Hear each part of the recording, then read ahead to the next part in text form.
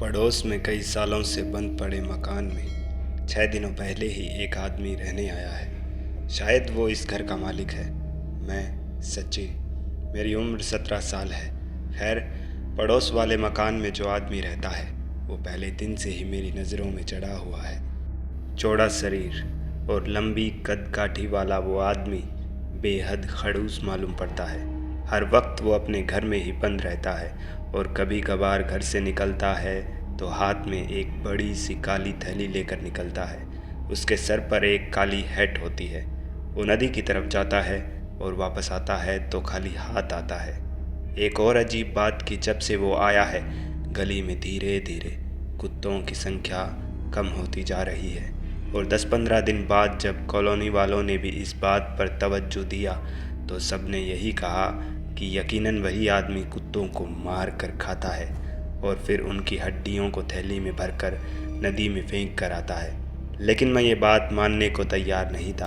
और फिर आखिर कोई आदमी कुत्ते को मारकर कैसे खा सकता है? हाँ, उसके घर के आसपास से आती वो सड़न की बदबू इसी बात की ओर इशारा करती है कि वो अंदर मांस काटता है। लेकिन वो बदबू इतने सालों से बंद पड़े घर की दीवारों की सीलन और फर्नीचर की भी हो सकती है। वो आदमी आखिर अंदर करता क्या था, ये जानने की दिलचस्पी तो पहले से ही थी मुझ में। लेकिन मेरी उत्सुकता और भी ज़्यादा बढ़ी जब एक रात नींद न आने की वजह से तकरीबन 12 बजे मैं अपने घर की छत पर टहल रहा था। तब मैंने देखा कि पड़ोस वाले घर से वो आदमी अपनी काली हैट पहने निकला, लेकिन आज वो खाली हाथ था। घर से बाहर निकलकर वो आज अक्सर जाता उस दिशा से उल्टी डायरेक्शन में गया। मैं देखना चाहता था कि आखिर वो करने क्या गया है, इसीलिए मैं छत पर खड़े खड़े ही उसके वापस आने का इंतज़ार करने लगा। और करीबन 25 मिनट बाद वो लौट कर आया और उसने पीठ पर एक बोरा लाद रखा था। मैं जानना चाहता था कि वो आदमी दिन के उजाले में थैली में क्या भर कर ले जाता है और रात को बोरे में क्या लेकर आता है। इसीलिए अगली रात मैं 11:30 बजे अपनी छत पर उस आदमी के घर से निकलने के इंतज़ार में खड़ा हुआ और 11:55 पर वो आदमी घर से निकला और कल गया था उसी दिशा में चला गया। मैं दौड़ा दौड़ा छत से नीचे उतरा और बिना आवाज़ किए चुपचाप घर से बाहर निकलकर पहुंचा पड़ोस वाले घर के सामने। गेट खुला था। इधर उधर देखकर मैं उस घर के अंदर घुसा और अंदर जो सड़ी गली जानलेवा बदबू छाई हुई थी वो सिलन की नहीं हो सकती थी। दरवाजे से 4 कदम अंदर की ओर लेते हुए अपनी नाक को हाथ से ढककर मैंने चारों तरफ नज़रें घुमाई। मुझे ऐसा कुछ भी नहीं दिखा जिससे वो बदबू आ रही थी।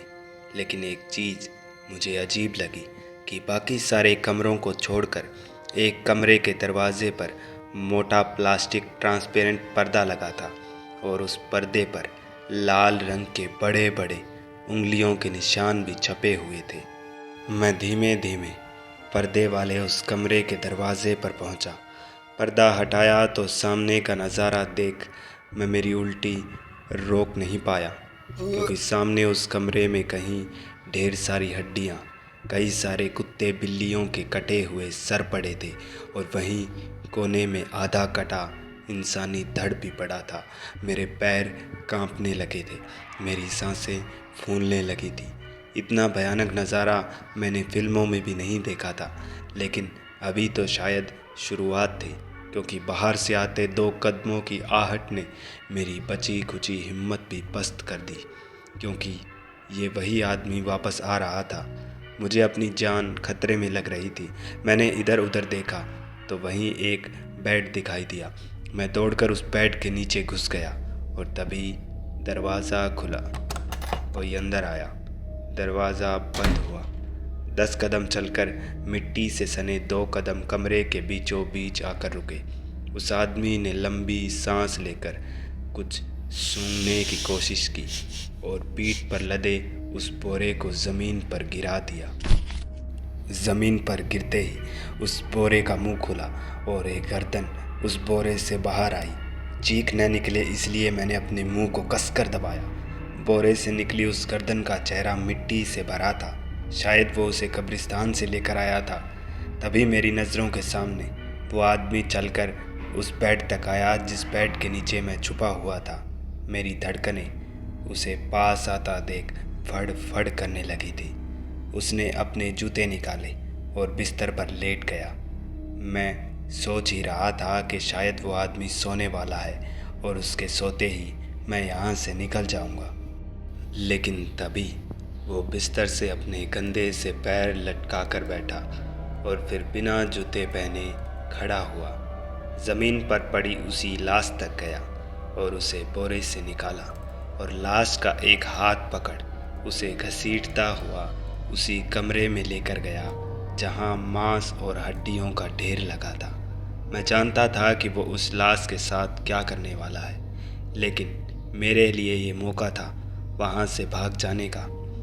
मैं बिना आवाज़ किए घसीट घसीट कर बेड के नीचे से निकला और खड़ा होकर दरवाजे की तरफ जैसे ही मुड़ा तो एक पल में मेरी रगों में बहता खून थम सा गया, क्योंकि दरवाजे पर वही आदमखोर खड़ा था और अपनी लंबी जीभ अपने चेहरे पर फिराते हुए मेरी तरफ ही देख रहा था। मैंने उससे कहा, मुझे जाने दो, और तब वो आदमखोर मेरी तरफ बढ़ते हुए बोला, ताज़ा मांस मुझे बहुत पसंद है। उसकी ये बात सुनते ही मैं जोर से चीखा और उसी के साथ किसी भेड़िए की तरह वो आदमखोर मुझ पर झपटा। मैं ज़मीन पर गिरा और उसने मेरी छाती पर बैठकर अपनी राल मेरे चेहरे पर टपकाते हुए मेरी गर्दन दबोची। उसके लंबे नाखून मेरी गर्दन में धंसने ही वाले थे कि तभी दरवाज़ा खुला और मेरे पिताजी समेत 8-9 लोग अंदर आए और सबने उस आदमखोर को मेरे ऊपर से हटाकर डंडों से उसे पीटना शुरू किया। मैं एक तरफ खड़ा उसे पिटता देख रहा था। इतनी ज़ोर ज़ोर से डंडे मारने के बावजूद भी उसके चेहरे पर एक भयानक हंसी थी। खैर, उस आदमखोर को पुलिस के हवाले कर दिया गया। छानबीन के बाद भी उसकी आइडेंटिटी का कुछ पता नहीं चला। पता चला तो सिर्फ इतना कि कब्रिस्तान से 7 लाशों को निकाल कर वो खा चुका था। शायद उस रात मेरी किस्मत अच्छी थी जो मैं बच गया, नहीं तो शायद मैं भी उस आदमखोर का शिकार बनने ही वाला था। आज भी मेरी यादों में जब कभी उस आदमखोर का चेहरा आता है तो मेरी नींद मुझसे कोसों दूर चली जाती है। खैर, कुछ दिनों बाद मैंने अखबार में पढ़ा कि वो आदमखोर जेल से गायब हो चुका है। तो संभल कर रहिएगा, कहीं आपके मोहल्ले से भी कुत्ते गायब होना शुरू तो नहीं हो गए। भागदौड़ और शोर शराबे से तंग आकर मैंने अपनी सारी जमा पूंजी लगाकर शांति भरे माहौल में एक आलीशान घर खरीदा। मैं अमित और मैं एक राइटर हूँ। मेरी बीवी की मौत के बाद इस दुनिया में मेरा कोई नहीं बचा।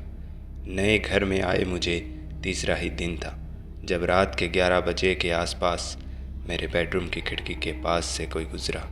मैं किताब पढ़ रहा था और मैंने किताब में ही ध्यान रखा ये सोचकर कि शायद बिल्ली होगी, लेकिन एक बार फिर एक साया बाएं से दाएं की ओर गया। इस बार मैंने गर्दन खिड़की की तरफ घुमाई कि तभी एक बार और वो साया दाएं से बाएं की ओर गया और इस बार मुझे ये भी समझ आ गया था कि ये कोई कुत्ते या बिल्ली का साया नहीं बल्कि किसी इंसान का साया है। मैं उठकर बेडरूम से बाहर निकला और फिर घर से बाहर घूमकर मैं बेडरूम की खिड़की यानी गार्डन में पहुंचा। चारों तरफ नज़र घुमाई लेकिन बाहर कोई भी नहीं था। मैंने मुड़कर खिड़की की तरफ देखा और फिर खिड़की से बेडरूम की ओर, तो अंदर का नज़ारा देख हैरानी से मेरी आंखें चौड़ी होती गई, क्योंकि बेडरूम में बेड पर मुझे एक लड़की बैठी दिखाई दे रही थी और वो लड़की वही किताब पढ़ रही थी जो कुछ देर पहले मैं पढ़ रहा था। मैं दौड़ा दौड़ा घर के अंदर पहुंचा और फिर बेडरूम में पहुंचकर मैंने देखा कि पूरे बेडरूम में कोई लड़की नहीं थी। लेकिन ये कैसे मुमकिन हो सकता था, क्योंकि मैंने अपनी आंखों से साफ साफ किसी लड़की को बेड पर बैठे देखा था। खैर, मैंने इस बारे में ज़्यादा नहीं सोचा और इसे अपने सबकॉन्शियस माइंड की बनावट समझकर भुला दिया। उस रात इसके अलावा और कुछ भी नहीं हुआ। अगले पूरे दिन ऑफिस पर दिन भर काम करने के बाद रात को मैं घर पहुंचा।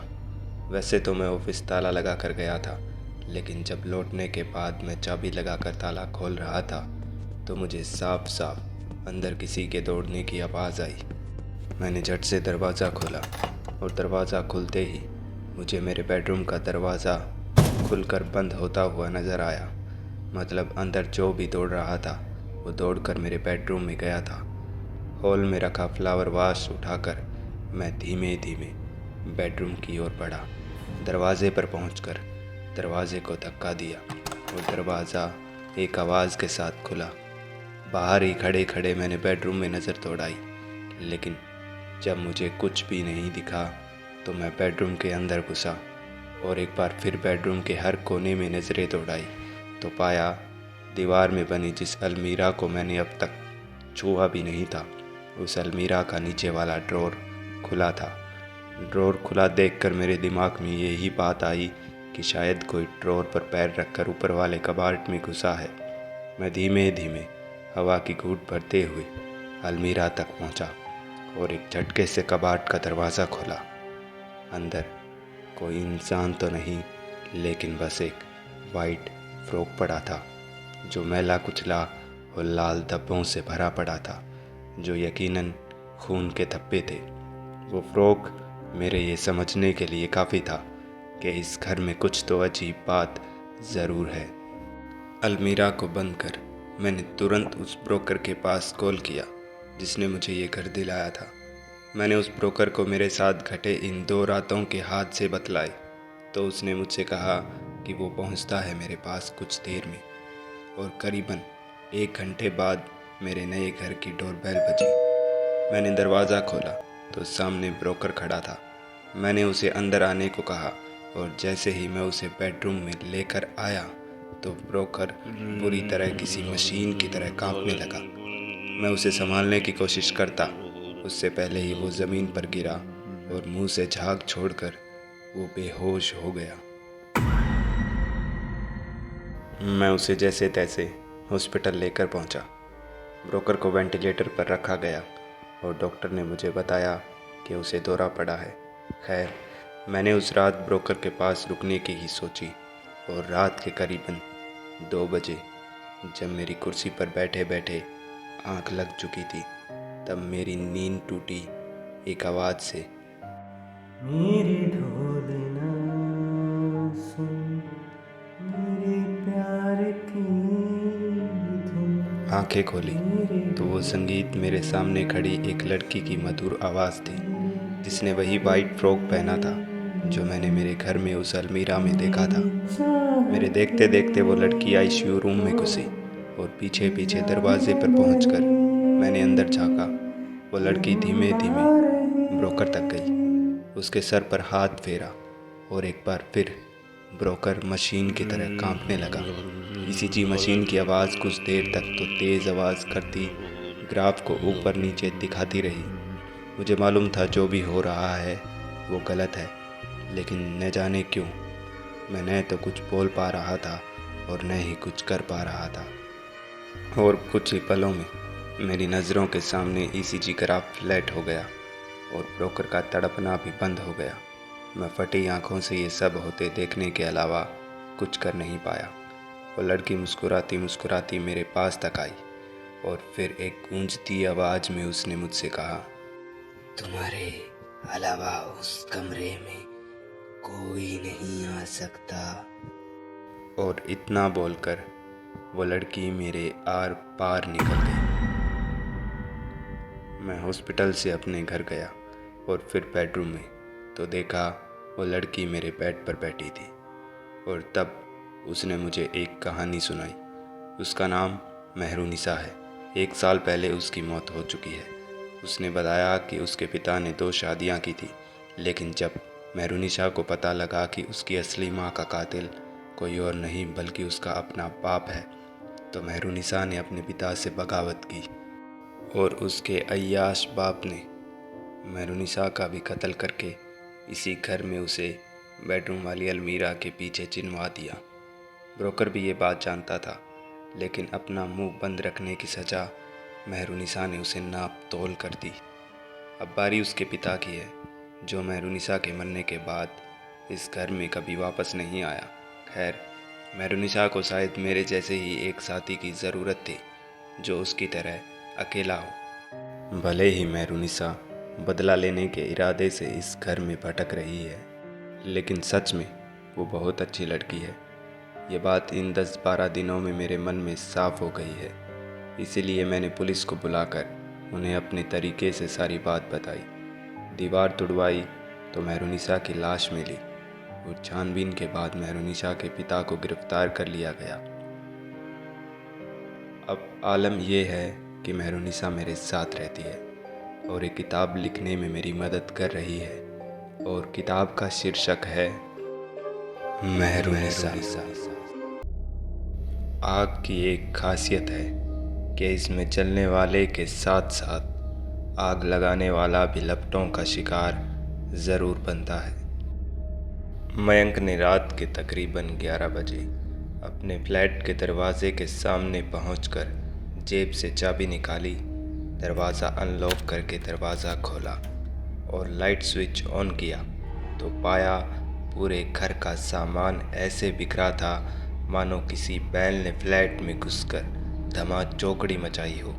घर की ऐसी हालत देखकर मयंक के दिमाग में एक ही नाम आया, रोहित, क्योंकि मयंक के अलावा उसके फ्लैट की चाबी रोहित के ही पास थी।